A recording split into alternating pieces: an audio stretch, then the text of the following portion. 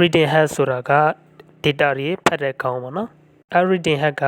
rotational axis လို့ခေါ်တဲ့လှည့်ပတ်မှုဝင်ရိုးကနေ3 cm အကွာမှာရှိတယ်လို့ပြောထားတယ်။အဲ့တော့ဝင်ရိုးကနေပြီးတော့အမှတ်တစ်ခုအကွာဝေးဖြစ်သည့်အတွက်ကြောင့်မလို့အချင်းဝက်တန်ဖိုးလို့မှတ်ယူပါမယ်။အဲ့တော့အချင်းဝက် r ရဲ့တန်ဖိုးက3 cm ရလာမယ်။ cm မင်္ဂလာပါ။ဒီနေ့ chapter 1ရဲ့ example 1.4 ကိုတွေ့ပါမယ်။အဲ့တော့မေးခွန်းလေးကိုဖတ်ကြည့်ပါမယ်။ The plate of the hard drive of a computer uniformly rotates at 7200 rpm ပေါ့နော်ဒါလေးကိုဘာသာပြန်ကြည့်အောင်ကွန်ပျူတာတစ်လုံးရဲ့ hard drive ချက်ပြားဟာ9200 rpm တသမတ်နှုန်းနဲ့လှည့်ပတ်နေပါတယ်လို့ပြောတာပေါ့နော်အဲ့တော့ဘာတွေ့လဲဆိုတော့9200 rpm ကိုတွေ့တယ် rpm ဆိုတော့ omega ရဲ့တန်ဖိုးပေါ့အဲ့တော့မေးခွန်းက rpm ဖြစ်နေတယ် rpm ကိုဒီတိုင်းထားလို့မရဘူးဆရာတို့ radian per second ပြောင်းပေးရမယ်ပေါ့နော်အဲ့တော့ rpm ကနေပြီးတော့ radian per second ပြောင်းတာကိုတည်တည်ရှာလေးကြည့်မယ်နော်9200 rpm ဆိုတာက9200နဲ့1 rpm ကိုမြောက်ထားတာပေါ့နော်ဒါလေးကိုအရင်ဆုံးသိထားပါမယ်ဆိုတော့ rpm ရဲ့အဓိပ္ပာယ်က1 revolution per minute လို့ခေါ်တယ်တစ်မိနစ်မှာရှိတဲ့အပတ်ရည်လို့ပြောတာပေါ့နော်သူ့ကိုအချိုးပုံစံနဲ့ရေးမယ်ဆိုရင်1 revolution ကိုတည်ပြီးတော့1 minute နဲ့စားတာเนาะအဲ့တော့1 revolution က2 pi radian နဲ့တူပြီးတော့1 minute ကတော့60 second နဲ့တူတာဖြစ်တဲ့အတွက်ကြောင့်မလို့2 pi radian ကိုတည်60 second နဲ့စားပြရပါမယ်2 pi ကိုတည်ပြီးတော့60နဲ့စားလို့ရတဲ့တန်ဖိုးဟာ1 rpm ဖြစ်ပါတယ်အဲ့တော့အစောကပြောခဲ့တဲ့အတိုင်း9200ကို1 rpm နဲ့မြောက်ထားတာဖြစ်သည့်အတွက်9200ကို2 pi by 60နဲ့မြောက်ပေးရပါမယ်။ကြောင့် omega ရဲ့တန်ဖိုးက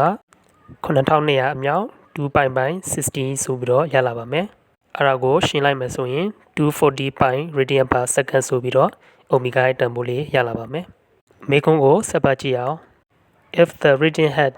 of the drive is located 3 cm from the rotational axis reading head ဆိုတာက data တွေဖတ်တဲ့ခေါင်းပေါ့နော်။ reading head က rotational axis လို့ခေါ်တဲ့လှည့်ပတ်မှုဝင်ရိုးကနေ3 cm အကွာမှာရှိတယ်လို့ပြောထားတယ်။အဲ့တော့ဝင်ရိုးကနေပြီးတော့အမှတ်တစ်ခုအကွာဝေးဖြစ်သည့်အတွက်ကြောင့်မလို့အချင်းဝက်တန်ဖိုးလို့မှတ်ယူပါမယ်။အဲ့တော့အချင်းဝက် r ရဲ့တန်ဖိုးက3 cm ရလာမယ်။ cm ကိုမီတာပြောင်းချင်ရင်10 power -2 နဲ့မြောက်ပေးရပါမယ်။အဲ့တော့ r ရဲ့တန်ဖိုး 0.03 မီတာဆိုပြီးတော့ရလာပါမယ်။အဲ့တော့မေကွန်ကဘာမီတာလဲဆိုတော့ what is the linear speed linear speed ဆိုတော့အဖြောင်းအမြန်နှုန်းပေါ့နော်တနည်းအားဖြင့်အဖြောင်းအလျင်ပေါ့နော်အဖြောင်းလျင်ဘယ်လောက်လဲအဲ့တော့ v ရဲ့တန်ဖိုးဖြစ်ပါတယ် and ပြီးတော့ဆက်မိတာတည်တဲ့ centripetal acceleration ဘဟုချင်းရှိန်ဘယ်လောက်လဲဆိုပြီးတော့နော် centripetal acceleration ဆိုတော့ ac ရဲ့တန်ဖိုးကိုမေးထားတာပါ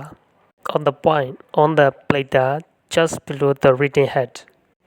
plate ရဲ့ reading head က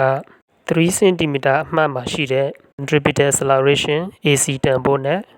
linear speed လို့ခေါ်တဲ့ v ရဲ့တန်ဖိုးကိုမေးထားတာဖြစ်ပါတယ်။အဲ့တော့မေးခွန်းကနှစ်ပိုင်းပါတယ်။ဒါပထမပိုင်းပေါ့နော်။အဲ့တော့မေးခွန်းရဲ့ပထမပိုင်းကိုဆရာတို့အရင်တွက်ကြည့်အောင်ပါ။အဲ့တော့ v ရဲ့တန်ဖိုးမေးထားတယ်။ r ရှိတယ် omega ရှိတယ်ပေါ့နော်။အဲ့တော့ v equal r omega ဆိုတဲ့ပုံသဏ္ဍာန်ကိုသုံးပြီးတော့တွက်ပါမယ်။ r ရဲ့တန်ဖိုး 0.03 ထည့်မယ်။ omega ရဲ့တန်ဖိုး240ပိုင်ကိုထည့်လိုက်ပါမယ်။ဒါကြောင့် v ရဲ့တန်ဖိုး 22.62 မီတာပါစက္ကန့်ဆိုပြီးတော့ရလာပါမယ်။နောက်တစ်ခုက AC ရဲ့တန်ဖိုးကိုရှာရပါမယ်။အဲ့တော့ r ရှိတယ် v လည်းရလာပြီဖြစ်သည့်အတွက်ကြောင့်မလို့ AC equal v square by r ပုံသဏ္ဍာန်နဲ့တွက်ပါမယ်။ v နေရာ 22.62 ထည့်မယ်။ r နေရာ 0.03 ထည့်လိုက်ပါမယ်။ဒါကိုရှင်းလိုက်မယ်ဆိုရင် AC ရဲ့တန်ဖိုး 1.71 into 10 power 4 meter per second square ဆိုပြီးတော့ရလာပါမယ်။ဒါကမေခွန်းရဲ့ပထမပိုင်းပါ။မေခွန်းရဲ့ဒုတိယပိုင်းမှာ a single bit requires 0.5 micrometer of length along the direction of motion ဆိုပြီးတော့ရေးထားတယ်ပေါ့နော်။အဲ့တော့ bit တစ်လုံးဟာ requires 0.5 micrometer of length 3.5 micrometer လိုအပ်တယ်လို့ပြောတာ။နေရာယူတယ်ပေါ့နော် ဒီနေရာမှာ bit ဆိုတဲ့စာလုံးလေးကိုရှင်းပြပေးပါမယ် bit ဆိုတာကကွန်ပျူတာလိုမျိုး device တွေပေါ့နော် data ဖတ်တဲ့အခါကျရင်သုံးတဲ့ binary digits number ပေါ့နော်0သို့မဟုတ်1တခုခုဖြစ်နိုင်တယ်ပေါ့နော်အဲ့ဒီကဏ္ဍတစ်လုံးထည့်ဖို့အတွက် 0.5 micrometer ရှိတဲ့အလျားလိုအပ်တယ်လို့ပြောထားတာเนาะ။ဘာဆက်မိတာလဲဆရာတို့ဆက်ကြည့်အောင်ပါ How many bits per second can the writing head write when it is 3 cm from the A6 reading head က A6 ကနေပြီးတော့3 cm အကွာမှာပဲရှိမယ်ဆိုရင်တစ်စက္ကန့်ကို page ရေးအတွက်ဘယ်လောက်များများရေးနိုင်မလဲလို့သူမေးထားတာပါ How many bits per second ဆိုတော့တစ်စက္ကန့်ကို bit အရေအတွက်ဘယ်လောက်များများရေးနိုင်တယ်လဲလို့မေးထားတာပါအဲ့တော့ဆရာတို့ခုနရထားတဲ့ v ရဲ့တန်ဖိုးကိုပြန်ယူပြီးတော့တွဲရပါမယ် 22.62 meter per second ဆိုတာက 22.62 meter ရောက်ဖို့တစ်စက္ကန့်ကြာတယ်လို့ပြောတာအဲ့တော့ 0.5 micrometer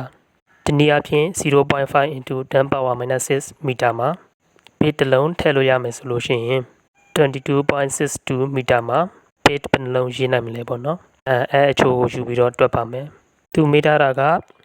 တစ်စက္ကန့်ကို page ရေးအတွက်ဘယ်လောက်ရေးနိုင်မလဲပေါ့နော်အဲ့တော့တစ်စက္ကန့်မှာ 22.62 meter ရှိတဲ့အတွက်ကြောင့်မလို့ 22.62 meter မှာ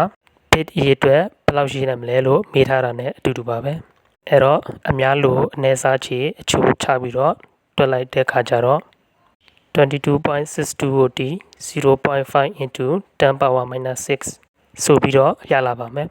ဒါကိုရှင်းလိုက်မယ်ဆိုရင် 4.52 into 10 power 7 bits ဆိုပြီးတော့ရလာပါမယ်ဒါကတစ်စက္ကန့်မှာဟုတ်နော်ဒါမှမဟုတ် 22.62 meter မှာရေးနိုင်တဲ့ bit အရေအတွက်ကိုပြောတာဖြစ်ပါတယ်မေခွန်းဒုတိယပိုင်းကိုအချင်းချုပ်ပြီးတော့ပြန်ပြောပေးပါမယ် 0.5 micrometer ကို1 bit ရေးလို့ရတယ်ပေါ့နော်ဒါဆိုရင်တစ်စက္ကန့်သို့မဟုတ် 22.62 meter ဆိုလို့ရှိရင် bit အရေအတွက်ဘယ်လောက်ရေးနိုင်တယ်လဲလို့မေးထားတာပါအဲ့တော့ 22.62 ကိုဒီ 0.5 into 10 power minus 6နဲ့စားပေးရပါမယ်စားလိုက်တော့တစ်စက္ကန့်သို့မဟုတ် 22.62 meter မှာရှိလို့ရတဲ့ bit အရေအတွက်ကိုရလာပါမယ်နောက်တစ်ပတ်ကျရင် page 11မှာရှိတဲ့ exercise number 7ကိုတွေ့ပေးပါမယ် Thank you so much see you the next video